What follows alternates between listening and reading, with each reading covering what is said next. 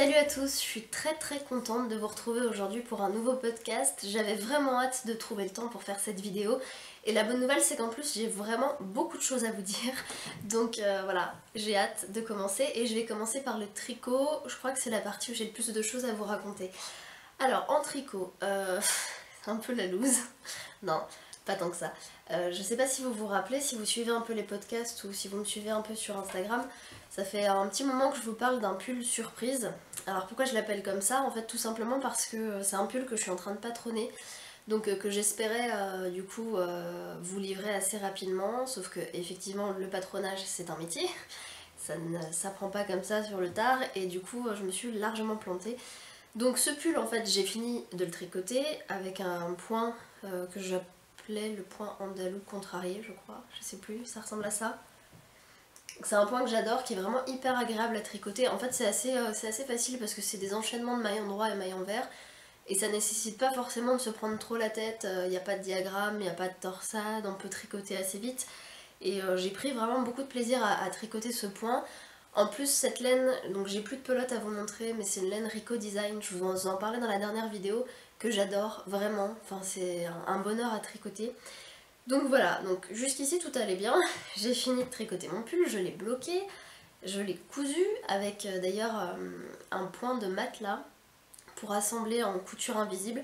C'est assez bluffant, je peux vous montrer, là c'est la démarcation, tiens d'ailleurs il y a encore une épingle, c'est la démarcation entre le dos et le devant et ça ne se voit absolument pas. Il y a une couture là, je vous promets.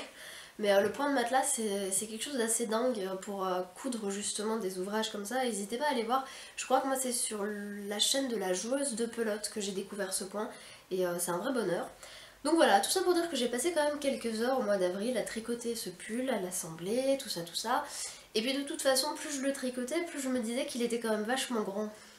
Mais je m'étais dit c'est pas grave, en même temps moi j'aime bien les pulls un peu loose et tout, ouais enfin sauf qu'en fait je vais vous le montrer. Il est carrément trop grand. Autant dire que ça me fait une vraie bâche. Je l'ai même fait essayer à Elia et il est trop grand pour lui aussi. Donc voilà, donc là le constat amer c'était de se dire qu'est-ce que je fais? Est-ce que je le garde tel quel sachant que je le porterai pas? Parce qu'en plus d'être trop grand, les manches tombent mal, il est pas... Bref, j'en suis pas contente, enfin voilà, c'est tout simplement... j'en suis pas contente de ce pull.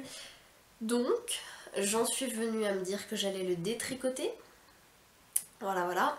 Ce qui va me permettre d'apprendre du coup à défriser de la laine, parce que c'est quelque chose que j'ai encore jamais fait.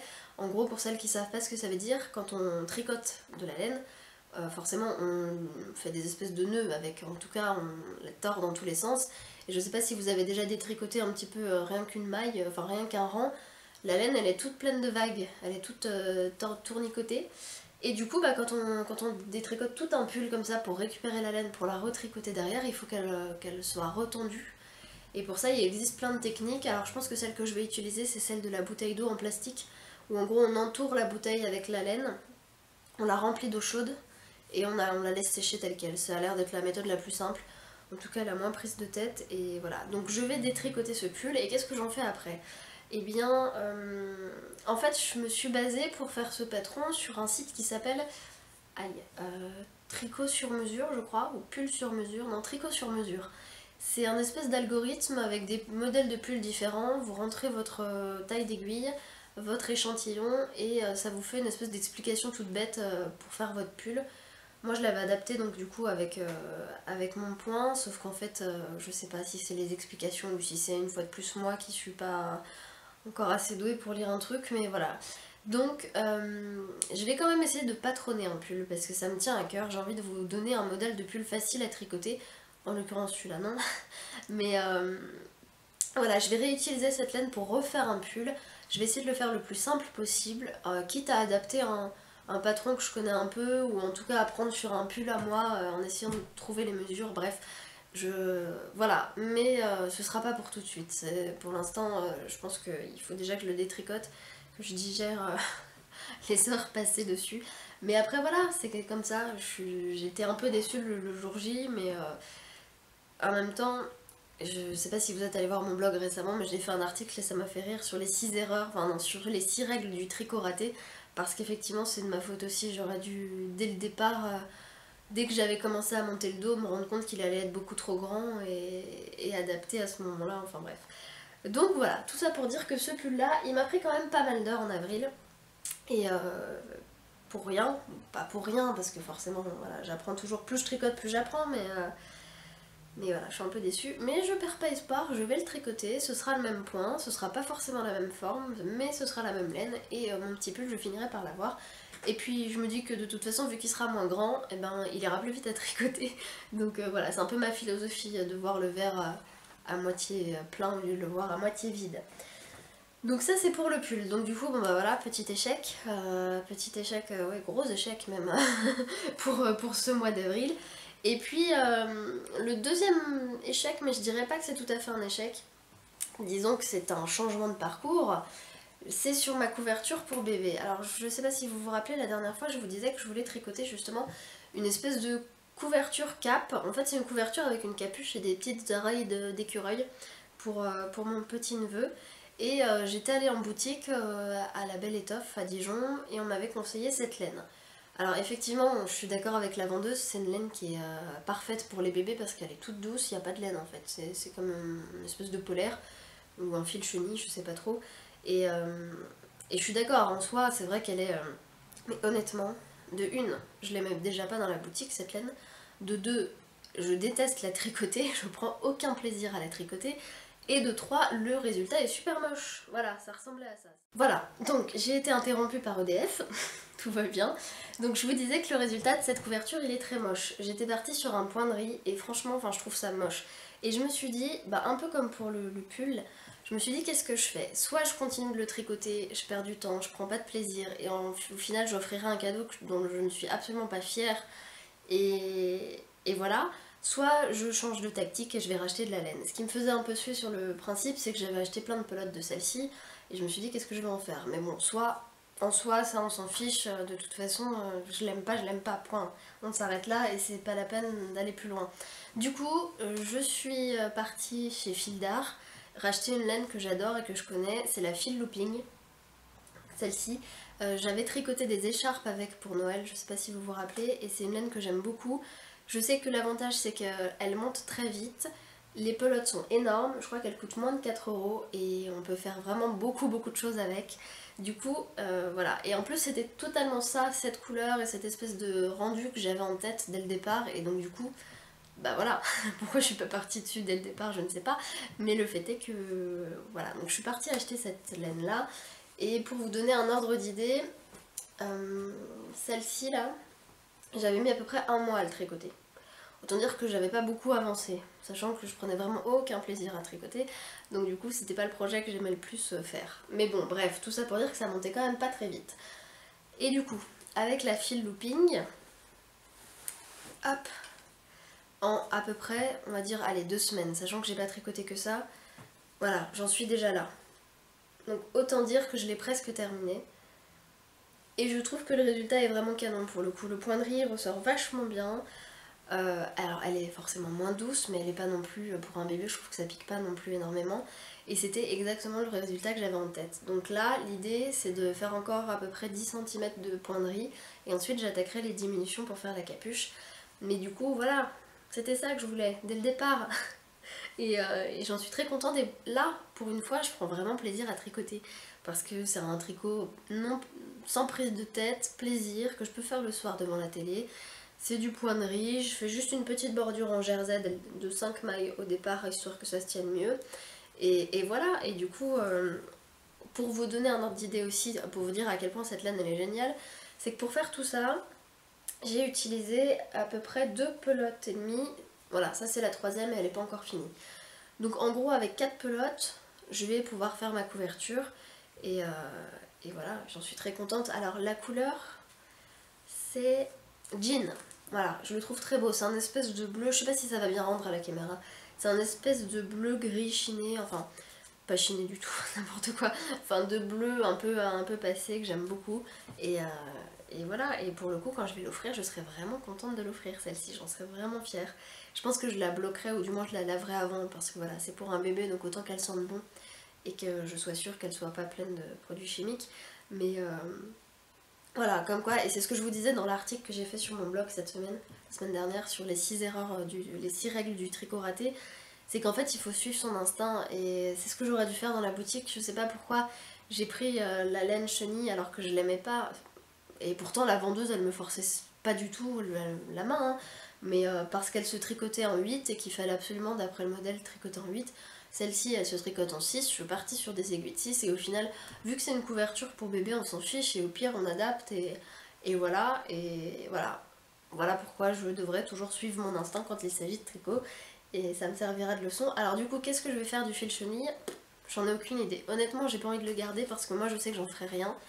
Je l'aime pas. Je pense que vous l'aurez compris.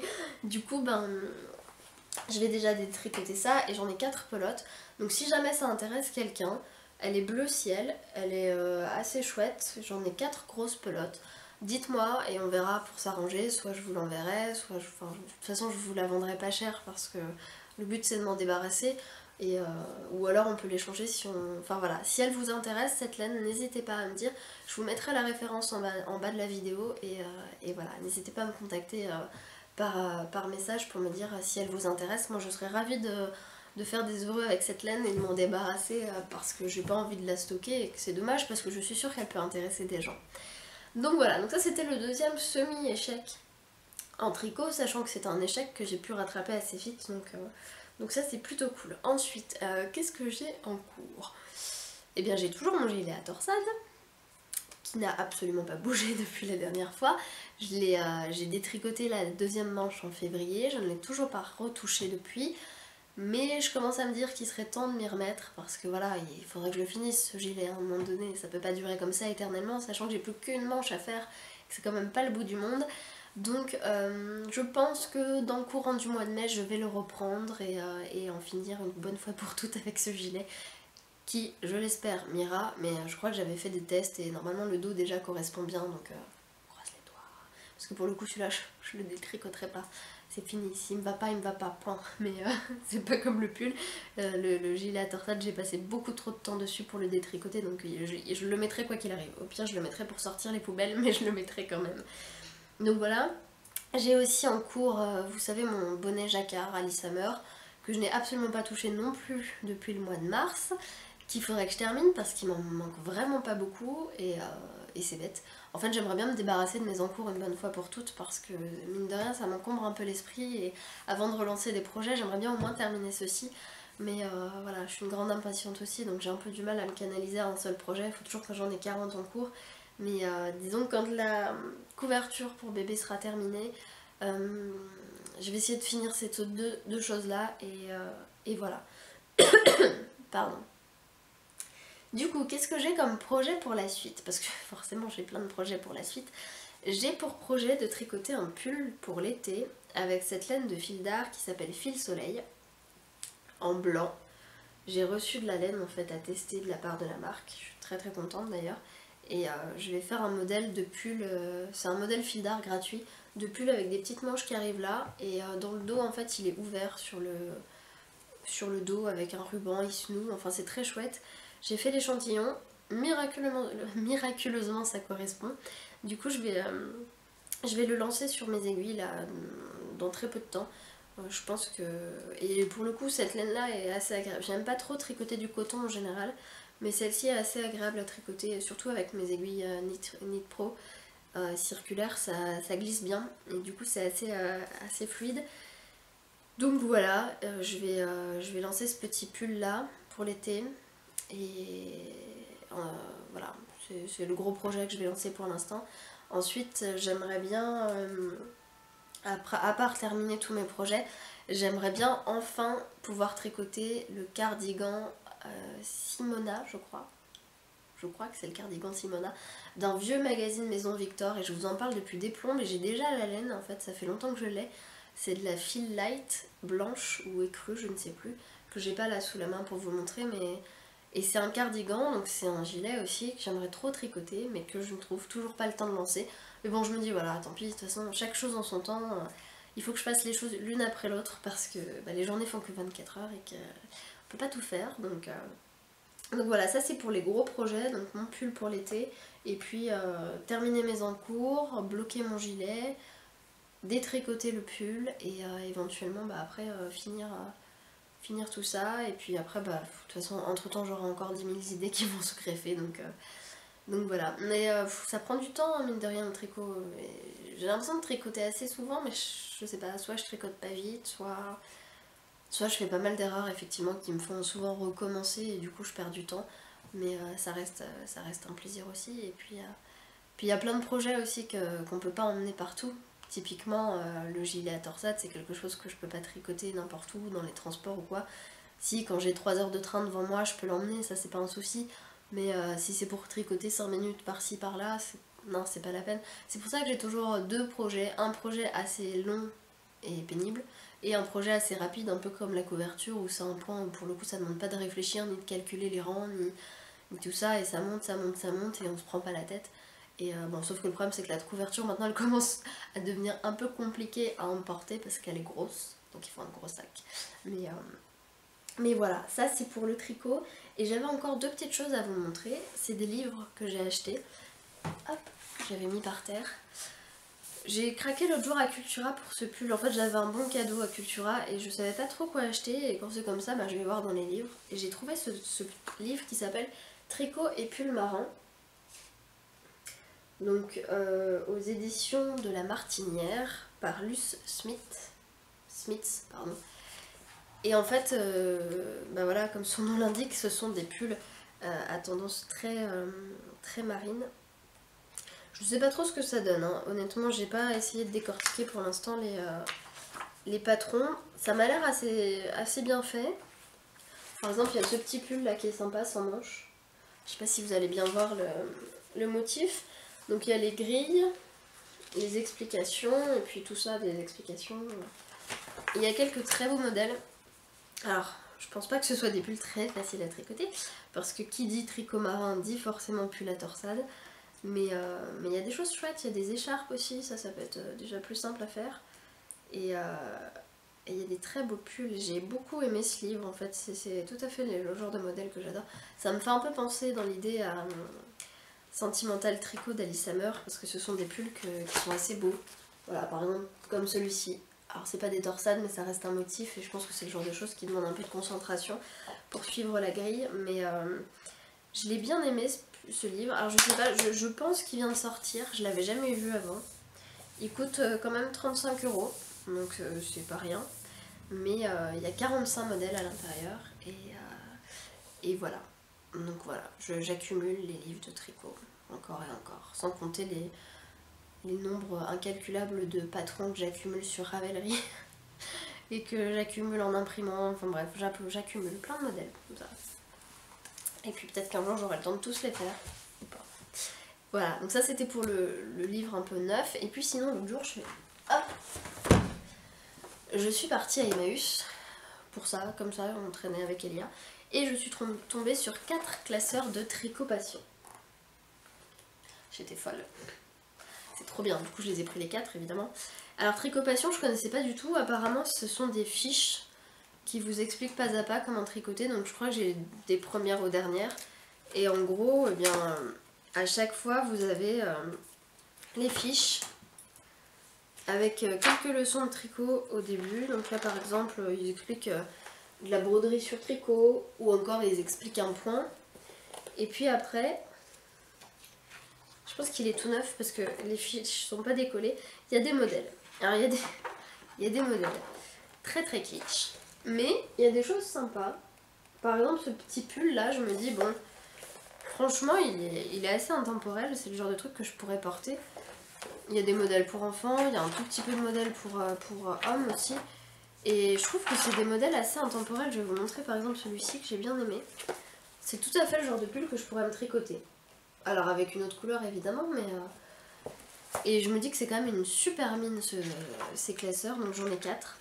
Et bon, il y a du tri à faire, hein. Par exemple, ça... Bon, voilà, quoique...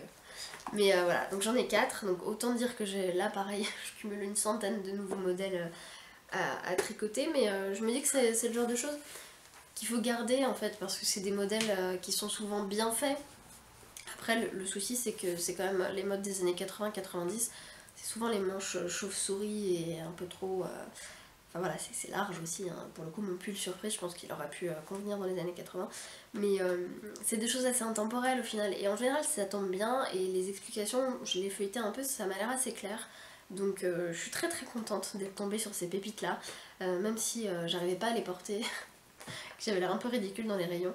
Mais voilà, tricot passion, je connaissais pas du tout. Alors moi je sais que ma mère elle avait pas ça. Voilà, j'ai encore été interrompue, mais c'est pas grave, on va y arriver. Je vais la finir cette vidéo. La lumière a certainement changé entre temps, mais c'est pas grave, l'important c'est que je puisse vous parler de la suite. Du coup, j'étais en train de vous dire les tricots passion, si vous en croisez des classeurs en vide-grenier ou chez Emmaüs, franchement foncez. Alors je sais qu'il y a quelques modèles qui sont un peu kitsch, mais il y a surtout des intemporels qui valent vraiment de l'or. Donc n'hésitez pas, si vous les trouvez, moi je pense que je vais continuer à chercher parce que c'est vraiment des pépites. Donc ça c'était pour tout ce qui était tricot. Maintenant je vais passer à la partie couture et j'avoue qu'en couture j'ai quand même pas mal de choses à vous dire aussi. Donc ouais, je vous avais prévenu, hein, cette vidéo elle va être riche du coup. La dernière fois je crois que je vous disais que j'allais refaire un pantalon Julio. C'est le pantalon de pyjama Wear Lemonade, c'est le patron gratuit que j'avais fait une première fois, que j'avais adoré et que je voulais refaire dans un tissu un peu plus fluide. C'était un tissu comme celui-ci. C'est un tissu, je sais pas comment dire, on dirait une espèce de coton mélangé à du satin, enfin en tout cas c'est très fluide. Et bah du coup le voilà, mon second pantalon Julio. Hop. Effectivement, ce tissu que je traînais dans mon stock depuis des années, il est absolument parfait pour ce genre de vêtements. Il est très fluide, très agréable à porter, il est super léger, c'est un vrai plaisir de dormir dedans. Du coup voilà, par contre le souci c'est que contrairement au coton que j'avais utilisé la première fois, je ne l'ai pas travaillé de la même façon effectivement et je trouve que les finitions sont moins top. C'est plus dur de faire de belles finitions dans ce tissu là. Du coup j'en suis un petit peu moins fière que mon tout premier pantalon de pyjama.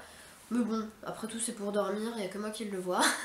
Donc l'important c'est qu'il soit confortable. Il taille toujours aussi bien, ça y a pas de souci, ça n'a pas changé avec le tissu. Et je l'ai fait un tout petit peu plus court, c'est plus un pantalon court qu'un pantalon cette fois-ci. Mais pour l'été et pour le printemps c'est absolument parfait et j'adore dormir avec. Je regrette juste de ne pas avoir eu plus de tissu pour pouvoir me faire un petit short dans la même matière parce que c'est vraiment agréable. Et d'ailleurs je pense que ce patron j'essaierai de l'adapter en short pour dormir parce que j'aime vraiment bien la ceinture avec tous les plis, le gros grain et tout, je trouve ça vraiment joli. Donc voilà, donc ce second pantalon Julio, il n'y a pas grand chose de plus à dire. Une fois de plus, c'est un patron que je vous recommande. Après, attention quand même si vous vous lancez, parce qu'il y a le patron qui est gratuit, que vous pouvez télécharger, il y a une vidéo explicative. Et je trouve que la vidéo, parfois, elle est un peu sommaire, ça manque de quelques détails dans les explications. Donc surtout si vous débutez en couture, méfiez-vous parce qu'il y a quelques étapes qui risquent d'être un petit peu plus compliquées à maîtriser que d'autres. Mais globalement, sinon, j'ai rien à redire sur ce patron pour une fois. C'est du Wear Lemonade où tout se passe bien du début à la fin, c'est assez rare pour le souligner. Du coup, seconde réalisation en couture ces dernières semaines, c'est la chemise Melilo de Direndo. Donc c'est la chemise que je porte actuellement. Bon, je vais pas me déshabiller pour vous la montrer, mais si vous voulez la voir, j'ai fait un article sur le blog où on la voit vraiment bien portée et tout. Et alors Melilo, c'est un patron que j'avais envie de faire depuis des années, je crois que ça fait 2 ans que je l'ai acheté, qui traînait dans un petit coin de mon bureau en attendant de trouver le moment pour le faire. Et c'est une chemise sur laquelle j'ai flashé directement la première fois que je l'ai vue, j'adorais le petit col rond, j'aimais beaucoup la forme. À l'époque je crois que c'était une espèce de tissu blanc assez fluide qu'ils avaient utilisé pour présenter le patron et je le trouvais magnifique. Et du coup j'avais beaucoup d'attentes concernant ce patron. Et je vous cache pas que ça n'avait pas été forcément une couture plaisir, j'ai pas pris autant de plaisir que ce que je pensais à le coudre. En fait le souci c'est que je pense que je me suis trop fixée sur les explications comme d'habitude et que par moments j'ai buté sur des détails vraiment bêtes, mais j'ai galéré pour la double patte de boutonnage, j'ai galéré pour les bracelets de manches, enfin... Et en fait je pense que c'est ça le souci, c'est qu'en couture j'ai du mal à me faire confiance et je me fixe trop sur les explications. Et c'est vrai que des fois elles sont trop sommaires ou alors je sais pas, moi j'attendrais d'autres choses, enfin bref. Le fait est que je me bloque sur des bêtises et du coup je fais des bêtises, donc je défais, je refais et je prends moins de plaisir à coudre. Mais ça c'est mon défaut, je le sais, hein. Ma prof arrête pas de me le dire en couture, elle arrête pas de me dire mais lâche les explications et fais-toi confiance, vas-y au feeling. Et c'est vrai qu'effectivement un bracelet de manche, je sais en monter. Et c'est d'ailleurs ce que j'ai fait, je comprenais pas ce qu'ils voulaient, comment ils expliquaient sur le patron. Et du coup je l'ai fait à ma façon et ça s'est très bien passé aussi, il n'y a pas de souci. Donc voilà, j'ai pas pris énormément de plaisir à la coudre, cette chemise Melilo, mais J'en suis quand même très contente, j'adore le résultat, je trouve qu'elle tombe très bien. Alors elle pourrait tomber encore mieux c'est sûr si je savais vraiment modifier les patrons pour les adapter à ma morphologie, mais je trouve que le 40 que j'ai coupé il tombe très bien, j'en suis ravie. J'adore la porter, le coton à petits pois que j'ai acheté à l'époque, je trouve qu'il est vraiment chouette. Là elle vient de sortir de la machine, elle est toute froissée mais voilà, je la porte beaucoup depuis que je l'ai cousue et j'en suis très contente. Et je pense que je la referai, j'en ferai une deuxième et ça ira certainement mieux parce que j'aurai eu l'expérience de la première.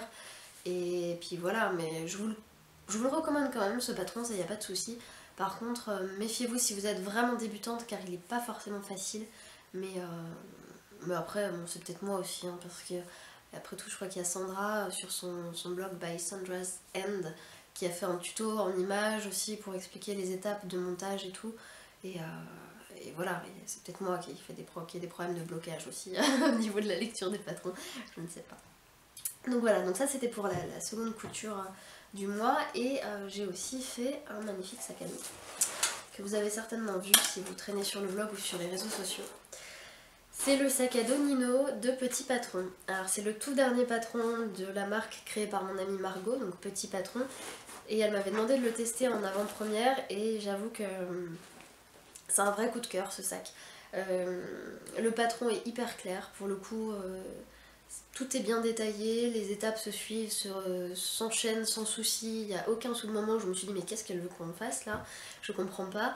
Tout est hyper clair, en plus il y a des photos, je crois qu'elle va tourner une vidéo bientôt pour en plus apporter encore plus d'explications à ce patron.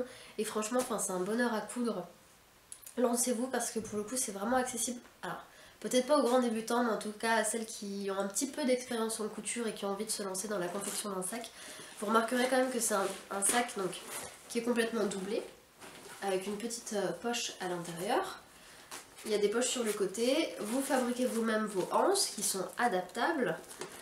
Franchement, et je trouve que la qualité elle est top quoi. À la fin quand on suit toutes les étapes, Margot elle est tellement minutieuse que tout est... Il n'y a pas un détail qui est pas pris en compte et du coup ça rend vachement bien quand on dirait un sac qu'on a acheté dans le commerce. Et j'en suis super fière. Alors par contre le seul souci c'est ce magnifique tissu à paillettes. Très très discret que j'adore absolument. C'est des espèces de coupons que j'ai acheté au salon de l'Aiguille en fait. Je vais vous montrer. Ça ressemble à ça. Voilà, ça se présente comme ça. C'est des coupons de 70 cm par je sais plus combien. Donc j'ai plus la référence en tête, mais...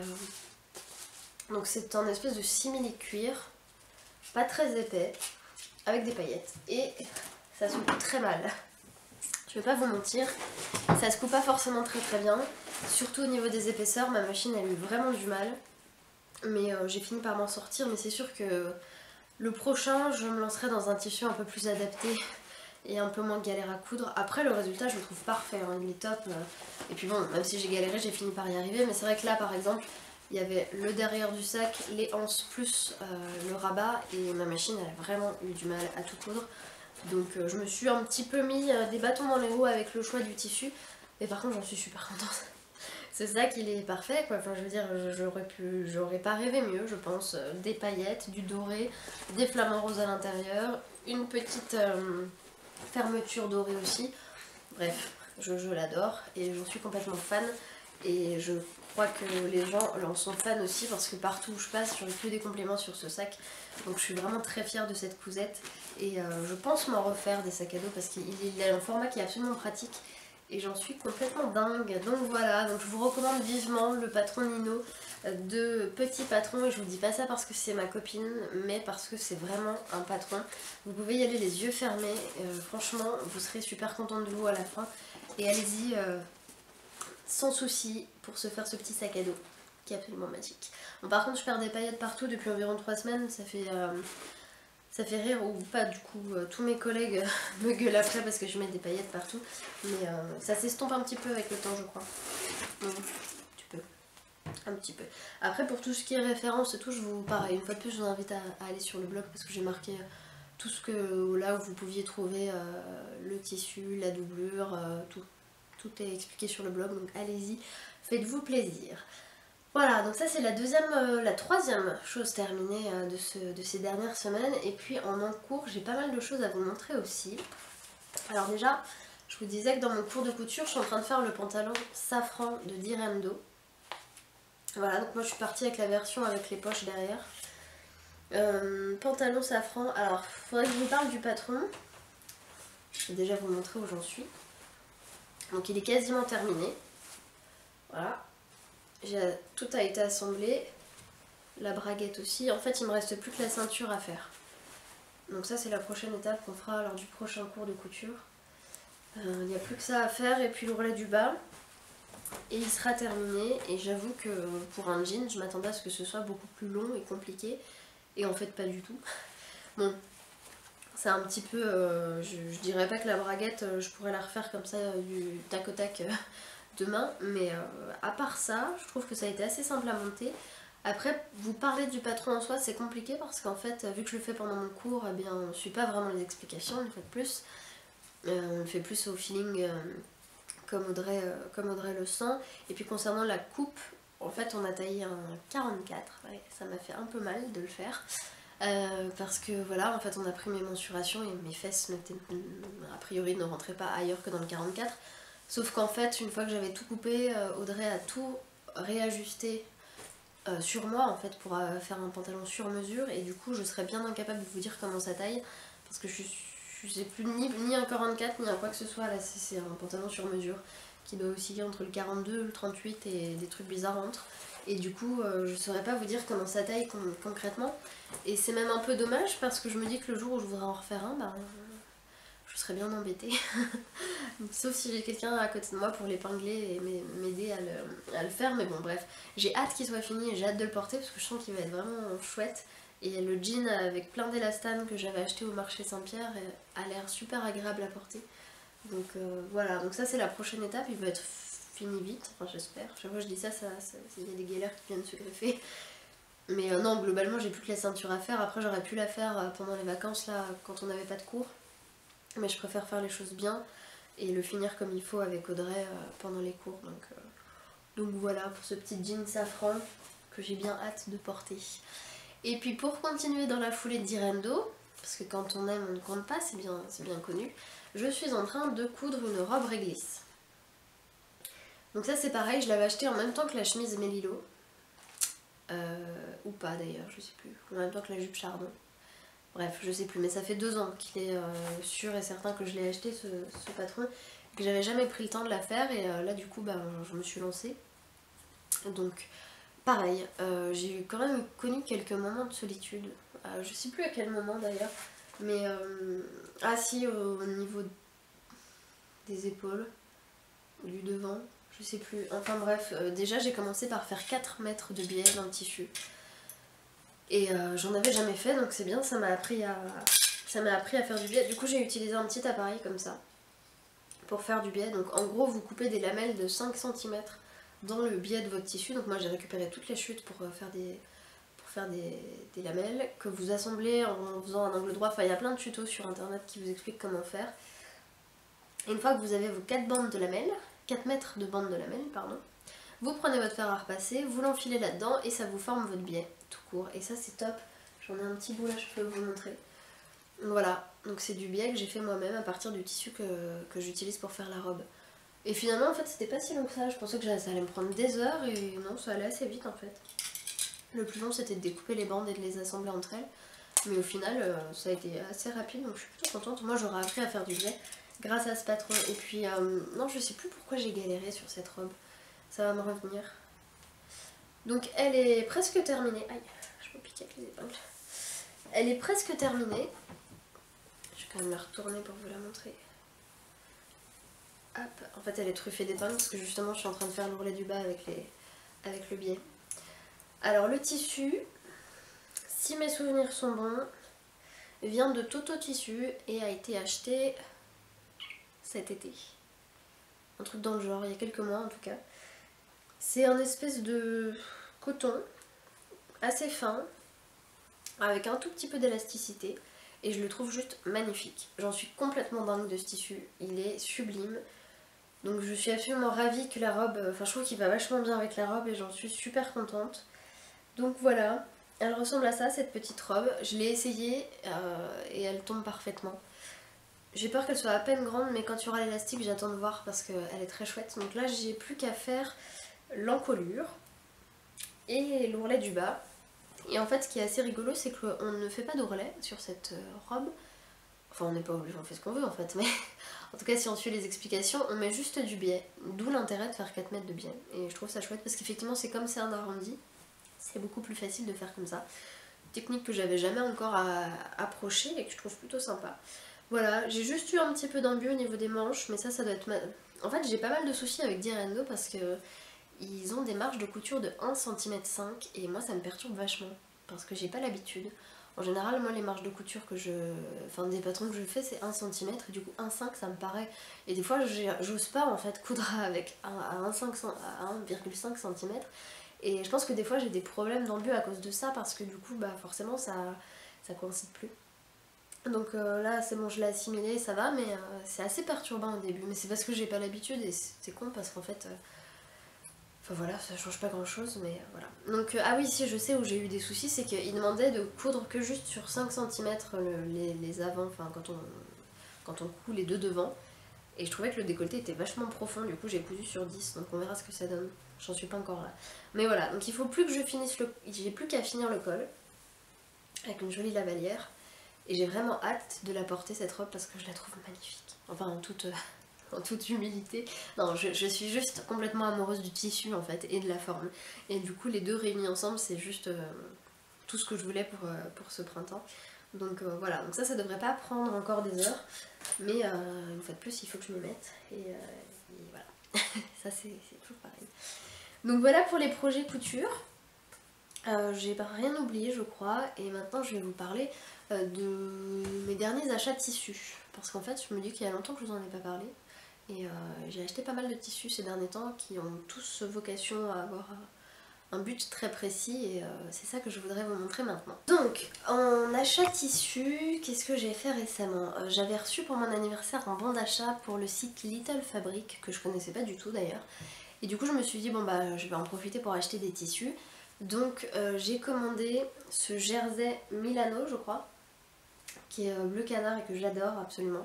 C'est un jersey qui est à la fois ni trop fin ni trop épais, il est assez doux, je viens de le laver là, il n'y a pas longtemps, et il est très très beau, et c'est une super qualité, franchement il est très très chouette, il est un peu satiné, j'aime beaucoup. Et du coup ce jersey là, il va servir à faire la robe Aldaya de Pauline Alice. C'est une robe, je vais faire la version manche courte avec les empiècements comme ça, enfin bref.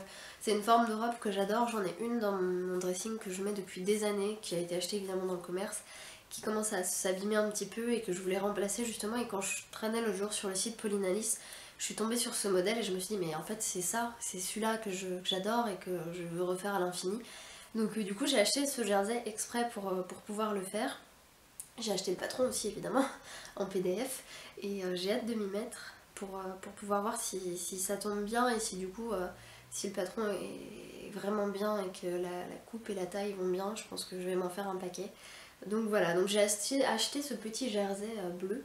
J'aurais voulu l'avoir en rouge ou en framboise parce qu'en fait c'est la couleur originelle de la robe dont je vous parle, mais il n'y avait pas. Et du coup je me suis dit bah, que ce bleu là serait chouette aussi, c'est un peu moins punchy pour le printemps, mais ça peut être chouette aussi, donc voilà, donc j'ai hâte. J'ai pas trop regardé les difficultés du patron, on verra, mais je me dis que ça doit pas être si compliqué que ça. Et puis après tout, voilà, donc ça c'est un projet pour bientôt, la suite. Voilà, et du coup j'ai acheté aussi, parce que j'avais quand même un beau bon d'achat pour mon anniversaire, j'ai acheté aussi un petit chambray bleu ciel, qu'il faut que je repasse, comme vous pouvez le voir. En fait le chambray ça fait des années que j'ai envie d'en acheter et que j'en achète jamais trop parce que j'en trouve pas trop et donc j'ai craqué sur celui-là. Le but c'est d'en faire une jupe chardon d'Irendo. Je sais pas trop ce que ça va donner en fait parce que ce modèle je l'ai déjà fait une fois avec un tissu qui était très fluide mais qui avait quand même une bonne tenue et ça rend bien. Celui-ci il est vraiment très très fluide pour le coup. Et je sais pas trop ce que ça peut donner, en plus j'ai l'impression qu'il est un peu transparent. Donc on verra. Mais au pire, si je m'en fais pas une jupe, je me ferai une petite chemise. Enfin, je trouverai toujours de quoi en faire. Je trouve que c'est un tissu qui est vraiment chouette, le chambray. Et j'aime beaucoup. Et donc on verra. Mais je sais pas trop. Si vous avez déjà cousu la jupe Chardon, vous en pensez quoi, vous? Parce que j'ai l'impression que c'est une jupe qui nécessite quand même un tissu un peu épais.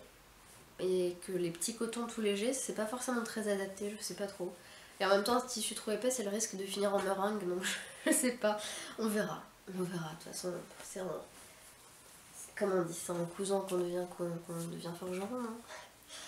Donc ça c'est pour les tissus achetés sur Little Fabric et je trouve que le site est très chouette, il y a beaucoup de choses assez sympas à découvrir, la livraison est rapide, j'ai aucun souci, j'avais commandé aussi des petits boutons, je les ai pas là, vous les verrez sur Instagram, des petits boutons en forme de cœur, ça va servir à la robe dite, ouais c'est ça, pas du tout. Non, c'est pas ça. La robe Camille, pardon, de Pauline Alice. La robe Dita, c'est une robe du magazine Maison Victor, mais en fait j'ai pas le numéro, donc j'ai cherché une alternative. Et je suis tombée sur la robe Camille de Pauline Alice. Et c'est une espèce de robe chemise assez jolie, que je vais coudre dans pas longtemps avec un tissu bleu, bleu marine avec des tout petits pois blancs qui est magnifique. Et du coup il fallait 6 petits boutons pour le devant. Et j'ai trouvé des petits boutons rouges en forme de cœur qui sont absolument mignons. Et du coup voilà, je pense que ça va aller parfaitement sur cette robe. Donc ça c'est pareil, c'est encore un projet en cours. Et de chez Pauline Alice, j'ai aussi acheté une jupe dont j'ai oublié le nom. Voilà, c'est pas grave. C'est la jupe, bon je vous le mettrai en bas, hein, dans la barre d'infos. C'est une jupe que Camille de Direndo a fait il y a pas longtemps sur son blog. C'est une jupe en jean qu'elle a faite avec des boutons. Enfin bref, c'est une jupe que j'adore au niveau de la forme et que je voudrais faire avec les chutes du jean que je suis en train de coudre. Je sais pas si vous arrivez à suivre, moi-même des fois j'ai du mal à me suivre, mais en fait voilà, donc ça c'est 3 patrons de chez Pauline Alice pour lesquels j'ai le tissu et que j'espère coudre assez rapidement, sachant que c'est du patron PDF donc ça va vite à décalquer, enfin justement il n'y a pas à le décalquer. Et vu que j'ai un bon rythme en couture en ce moment, ce serait bête que je le perde, donc je vais essayer d'avancer là-dedans. Donc ça c'était pour les tissus Little Fabrics. Et puis l'autre jour quand je suis passée à Paris, je suis passée chez Anaka Bazar rue Keller, dans mon fief, et j'ai acheté ce tissu. Alors j'ai peur de dire une bêtise mais j'ai pas les références sous le nez. Je crois que c'est du tissu Atelier Brunette, mais je suis pas du tout sûre de moi. Donc mea culpa si c'est pas ça, je vous dirai ça en barre d'infos. Bref, le fait est que c'est un jersey qui est doublé d'une espèce de micro-polaire. Enfin, en fait, il est tout doux, mais il est tout fin. Il est absolument magnifique. Il est un peu gris foncé avec des petits pois dorés. Donc autant dire que j'ai craqué. Il est trop bien, je l'adore. Et le but, c'est d'en faire quoi? Alors, j'aurais pu en faire un énième t-shirt plantain. Enfin, sweat plantain. Je me suis dit, bon, non, ne cède pas à la facilité. Ce modèle, tu l'adores, mais faut peut-être pas abuser. Du coup, il y a un sweat dans un magazine de la Maison Victor que j'aime beaucoup. Je sais plus dans quel magazine c'est, mais le fait est que, bah voilà, ce sera celui-là, ce sera ce tissu. C'est d'ailleurs le sweat que j'ai prévu de faire pour l'automne, pour mon défi couture 2017. Si vous voulez voir sur le blog, vous aurez la référence du sweat. Et voilà, donc je l'adore. Il faut juste que je trouve une parmenture parce qu'il y a un tissu contrastant dans le patron. Mais ça devrait pas être très compliqué à trouver. Donc j'en suis très très contente de ce tissu. Il est un peu cher, je vous cache pas. Mais bon, pour une fois. Voilà, et puis l'autre jour, je suis passée chez Emmaüs. Bah oui, je vous l'ai dit en plus, parce que j'ai acheté les classeurs Tricot Passion. Et comme souvent chez Emmaüs, je suis repartie avec du tissu, sans trop réfléchir à ce que j'allais en faire. J'ai d'abord acheté ces petites serviettes de table, très très kitsch, parce que j'adorais, j'ai complètement flashé sur le motif. D'ailleurs j'en ai pris que 2 alors qu'il y en avait 4, ce qui est complètement débile, j'aurais dû prendre les 4. Je sais pas ce qui m'a pris. Bref, je me suis dit non, faut pas surconsommer, faut pas surconsommer. Et je me verrais bien en faire des petites pochettes. Voilà. En faire une pour moi, puis en faire une pour offrir. J'adore en fait ce motif. Je sais pas pourquoi, mais je le trouve très chouette. Donc j'ai craqué là-dessus. J'ai acheté aussi un tout petit coupon, qui est vraiment pas large, d'un tissu qui ressemble à... Je suis très nulle en matière, hein, je vous le dis tout de suite. Mais bref, ça ressemble un peu à du gros grain ou à du ruban dans l'idée. Je sais pas ce que je vais en faire, mais j'en ferai quelque chose, c'est sûr. Il est rose. Bah justement, ça peut être parfait pour faire des doublures de pochette justement, ou des fonds de poche, ou je sais pas quoi. Bref, je l'ai acheté de toute façon à Emmaüs. L'avantage c'est que c'est tellement pas cher qu'on peut se faire plaisir. J'ai acheté aussi ce magnifique satin jaune, poussin. Quand Elia l'a vu, il m'a dit oula. Je sais pas ce que j'en ferais. Je m'étais dit pourquoi pas m'en faire une jupe, mais non, je pense que j'oserais jamais. Mais par contre, pour faire une doublure de jupe ou pour faire une doublure de veste ou je sais pas quoi, j'en ai une assez bonne longueur, donc je le trouve chouette. Je l'ai lavé et il est tout doux en plus, j'aime bien. J'aime bien la couleur, moi. Je me suis fait plaisir. Puis j'ai acheté ce coton bleu aussi, qui ressemble d'ailleurs beaucoup au chambray dont je vous parlais tout à l'heure.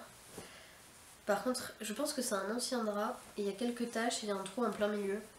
Donc je sais pas trop ce que je vais en faire non plus, mais voilà, c'est lavé, il n'y a plus qu'à, je sais pas, on verra.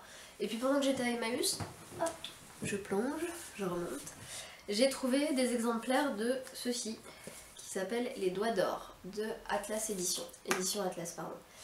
J'en avais déjà chez moi, d'ailleurs j'en ai racheté en double en pensant que je les avais pas, et ce sont des magazines, en fait ça se dit encyclopédie pratique des travaux d'aiguille, et donc il y a de tout. Il y a du tricot, il y a de la couture, c'est ultra kitsch, une fois de plus.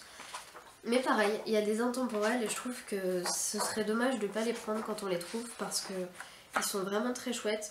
Il y a 10 volumes, moi j'en ai 2, 4, 6. Donc je désespère pas de trouver les prochains, d'ailleurs ils y étaient tous à Emmaüs ce jour et je les ai pas pris, c'est complètement con. Mais par exemple, voilà, c'est kitsch. Mais c'est un pull, je trouve qu'il y a un temporel, c'est un pull col roulé, bon, ça s'adapte, après faut se projeter avec de la laine un peu plus contemporaine. Mais il y a des trucs chouettes et il y a des points de broderie par exemple qui sont assez vintage, mais ça revient vachement en ce moment, c'est super tendance. Et il y a beaucoup de techniques comme ça, j'aimerais bien vous trouver un modèle de couture.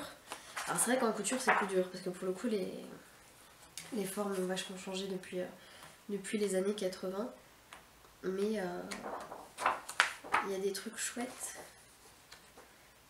C'est surtout pour le tricot en fait que je l'ai pris et la broderie. C'est vrai que pour tout ce qui est couture j'ai un peu plus de mal, mais par exemple voilà, une jupe à plis, le modèle n'est pas forcément canon, mais derrière ils vont vous expliquer comment faire les plis, tout le tralala.